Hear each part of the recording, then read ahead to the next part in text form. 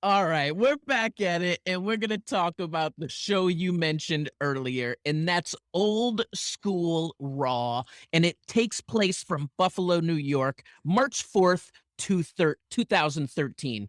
Dog, how big of a deal is this to you? A, to be back on Raw as a tag team with Billy. B, to be on Old School Raw, where we're bringing back the nostalgia and the memories. And C, getting a win over Primo and Epico.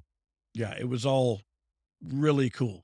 Um, this was in my mind, this is when Hunter came to me and said, "Hey, let's do this." I don't know if that had already happened or not, but this was when I watched this match, it brought back a memory of like this is when he said, "Hey, let's put the titles on you and see what happens here." You know what I mean? So, Let's put the match on in the background as we're okay, talking yeah. about this one.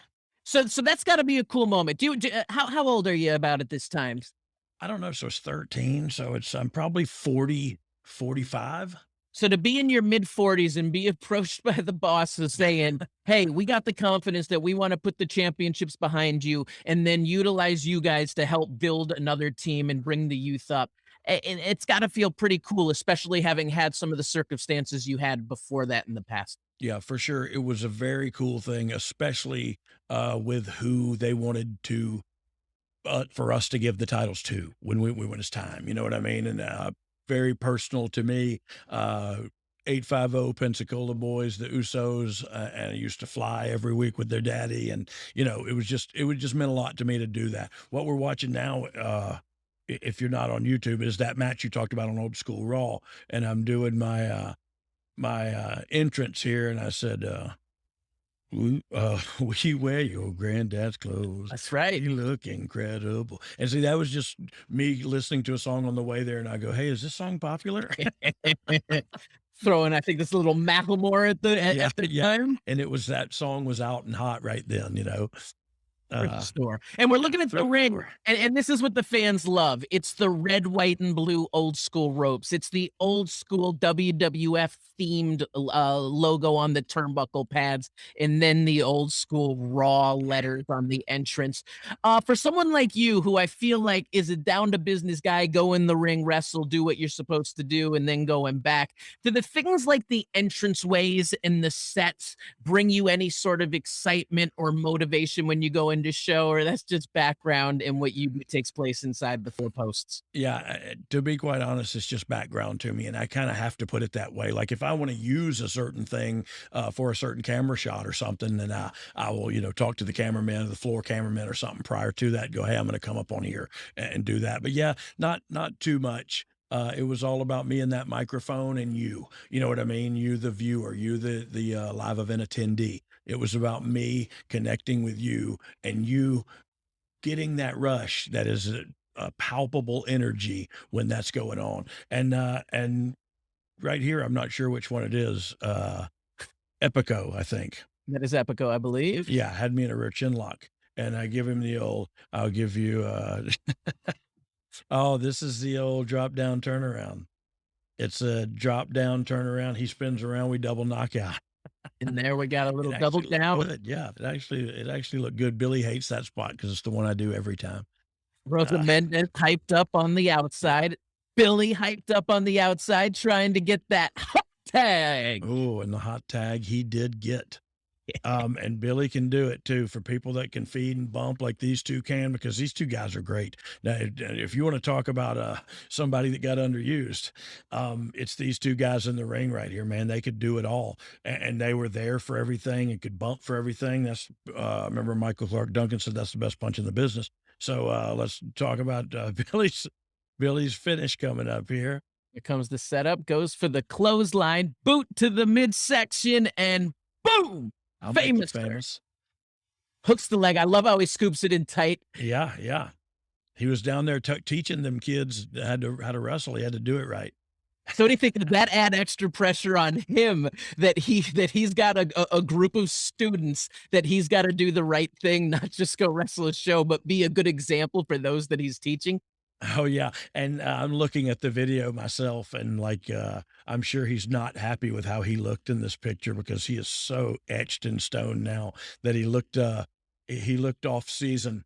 Uh, in this video here. So it seemed like originally this was supposed to potentially be a one show appearance, and then they kind of changed a promo, a backstage angle to turn this into a multi-show return. Do you remember how that came about? And was it once again something you were excited about, or something like, I'll do the work, but Yeah. Yeah, look, to be quite honest, I was very excited about it. On in a few minutes, as we continue down the road, I'm gonna get to where I can't handle it anymore, and we'll cover that when we get there. But right now, this was new and exciting, and so it was like, holy crap, I can be a star again.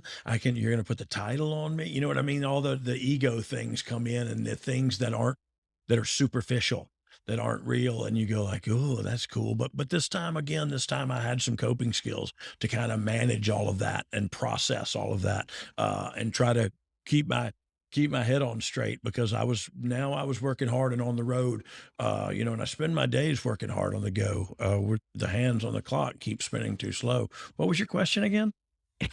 it was what was the plan? But let's move forward Yeah, one more week. there was no plan. They literally said, "Hey, we want to do," and they did change a backstage so that we would be on again the next week. I think it was. March 11th, 2013, Raw takes place from Indianapolis, Indiana. We've got this match. We could throw it on again. Team Rhodes Scholars.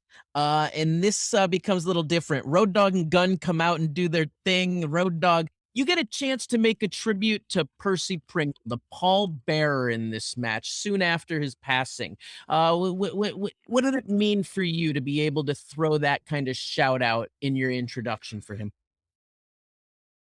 It was very important to me. I mean, that's why I put it in there. You know what I mean? Like I did. Nobody lets me go out there and say these things. I knew my job. I knew my role. I knew we were PG. I knew, you know what I mean? I'm no longer on drugs. I'm a responsible adult.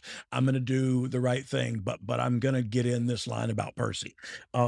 Because he was, early TNA days for me. He rode 6 hours with me and my brother Scott and my dad to Nashville every week. For he lived in Mobile, I live in Pensacola. He would meet us, and we would drive every week. So got to know, look, I knew him anyway, but got to know him really well, and so it meant a lot to me. What I love about this video is Cody Rhodes's mustache. It's phenomenal, You as it remember the mustache period? He went through a period of mustache. I have a funny Cape Girardeau story when we get to there. well, let's just talk about it now. Let's go to Cape Girardeau then. Tell me about it, because that mustache is phenomenal, and actually, at this point in time, I actually was rocking a handlebar mustache in my pre-WWE months right here, and it's just before I ended up shaving it, so I was a fan of the mustachio.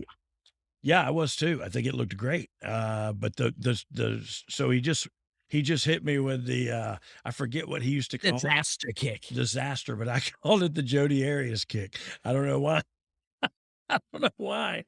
But I would say, okay, bing bang boom, Jody Arias. As you're laughing about that, there's no laughing matter as Brock Lesnar comes down to the ring, and we see Yeah. the look of fear on Billy Look at Gunn's me. face. Look at me. You're I'm just selling. like, You're on the yeah, ground dead.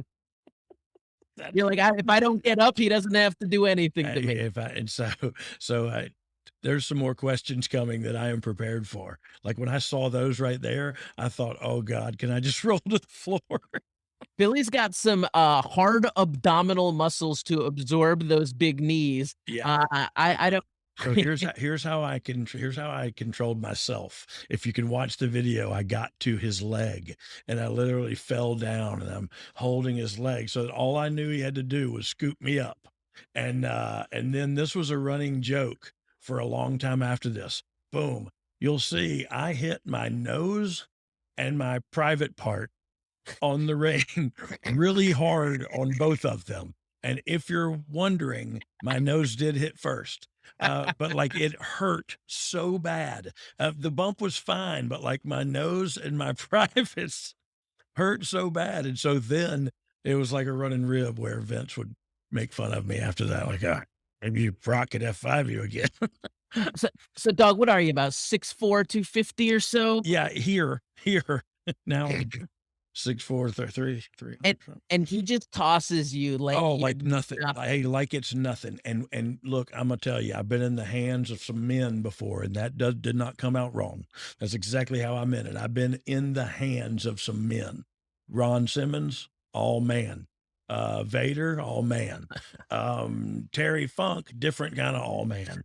But Brock Lesnar picked me up like it was nothing and controlled me. They took care of me. He took me down flat. I mean, I didn't bump Yeah, weird. that's what I was gonna ask you. You Yeah, talked about everything. trust earlier. Did Yeah. did he take care of you? So he look, he didn't kill me, he didn't hurt me, he didn't throw me extra, he didn't, you know what I mean? He just did it how he normally does it. But so because I was in the writing, uh on the writing team, and it's good to be friends with the king. I said, "Hey, why don't you hit me with the Jody Arias kick? That way I'll just sell until Brock gets there and you and Billy go at it. Then I'll just kind of come up into your five." So I thought that way I don't have to get beat up by him. I just take his finish. But yeah, that was an interesting story. And I've got one from adfreeshows.com member Slapnut Devin Down, and he asks you, is there any moment where Vince McMahon had to say to you, "Hey, remember this is PG"? No, I covered that earlier. I knew, and look, sobriety helps you remember that, and also job security will help you remember that. So I look, my thing didn't even say your ass better call somebody. It just said you better call somebody. So I knew what side of the biscuit was buttered. You know what I mean, and who was doing the buttering. So no, he never had to tell me, "Hey, remember this is PG." I kept it PG because I wanted to keep my job.